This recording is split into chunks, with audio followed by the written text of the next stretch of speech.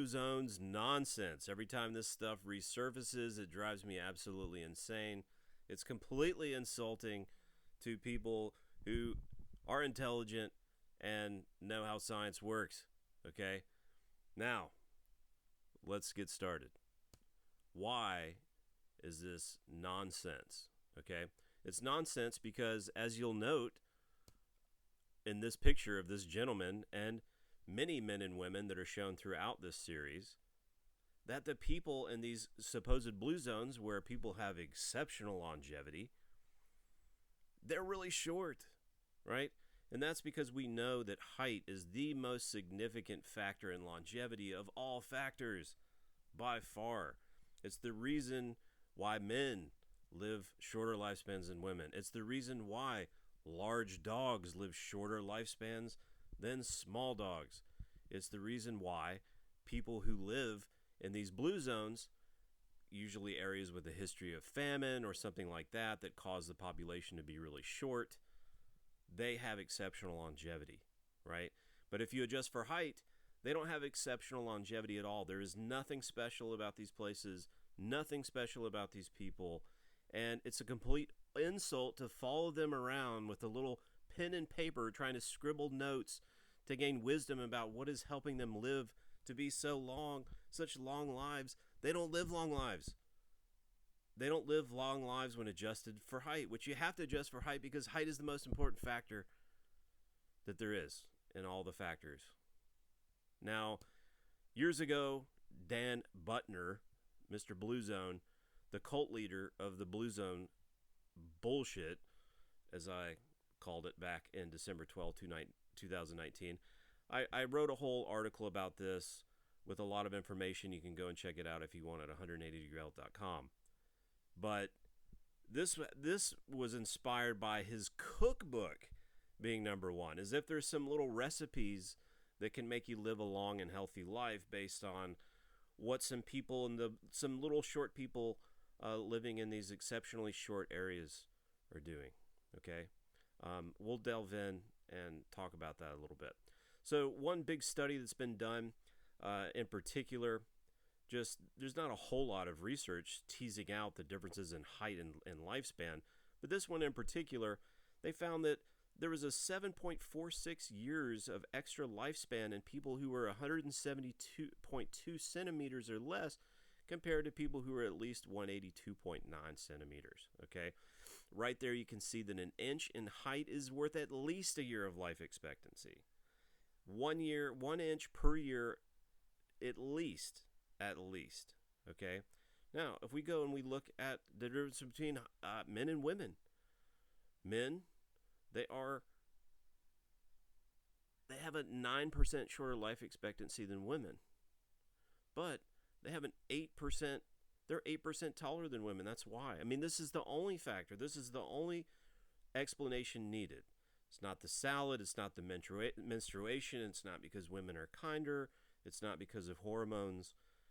All those kinds of exotic explanations are just totally not necessary. Height and height alone is plenty to explain the difference in height between men and women.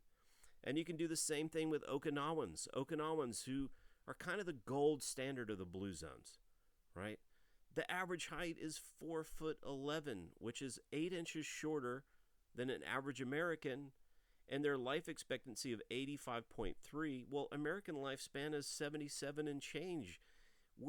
Our lifespan in the U.S. is 8 years shorter, and they are 8 inches shorter. 8, an inch for every year.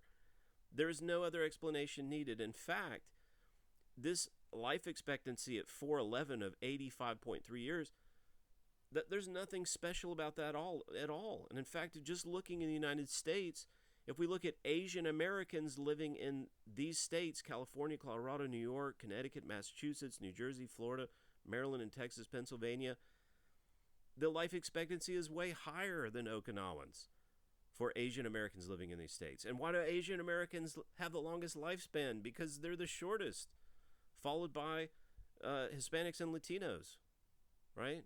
Who are also shorter than white people, right?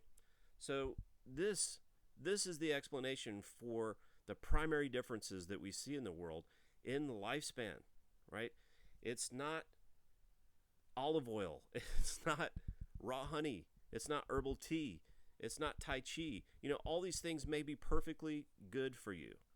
It's probably better to eat unprocessed, nutritious food. It's probably better to live a physically active lifestyle. I think there's plenty of evidence to support that you're going to be healthier, avoid disease, and live a little longer if you take good care of yourself, But it's probably better advice to wear your seatbelt and not smoke and look both ways before you cross the street than to try to mimic the lifestyle and diet of an Okinawan or someone living in the Nicoya Peninsula. Or, hey, let's look at Sardinia.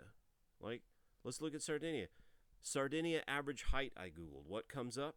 Why were Sardinians the shortest Europeans? Lo and behold, the Sardinians, another blue zone, the shortest Europeans have the longest lifespan. What a shocker. What a shocker. And even more interesting, if we delve a little further into that, where is it? We find that even in Sardinia, there are 14 municipalities. And of those 14, where the shortest people live, the shortest people in those 14 municipalities have the longest lifespan. So even in Sardinia, the shortest Sardinians are longer lived than the taller Sardinians. And Sardinians in general are shorter than mainstream Europeans or mainland Europeans, mainland Europeans, and lo and behold, they have a longer lifespan, right? Again, Nicoya Peninsula, that's Peninsula where this is taken. Here, go look at the Loma Linda Seventh-day Adventist. What is he using? What does Dan have as examples? He's showing himself in a hallway with, a little Asian man. He's just towering above this man, right? That's the kind of stuff that we're talking about here. It's just insulting to be following around people in these regions with a little pen and paper, trying to jot down what kind of magical thing that they're doing, what they're eating. I mean, I swear Dan is one step short of following around Okinawans and smelling their farts to see if there's like a special aroma that's emanating from their asses, that if he could just isolate that and we could figure out how to get it to come out of our asses, we would live to be 150. This stuff is complete nonsense. It's a fad. Blue zones is bullshit. And I really hope this video helps to put an end to this fad and maybe put the spotlight on real longevity and health research that adjusts for simple things like height, which is step one. That's a no-brainer. You got to adjust for factors that are known factors in longevity from the get-go. That's step one in doing any kind of a scientific investigation to find out anything with any meaning whatsoever. So please pass this along. Let's put an end to Dan Buettner and his blue zone fad. It's nonsense, and we can do better.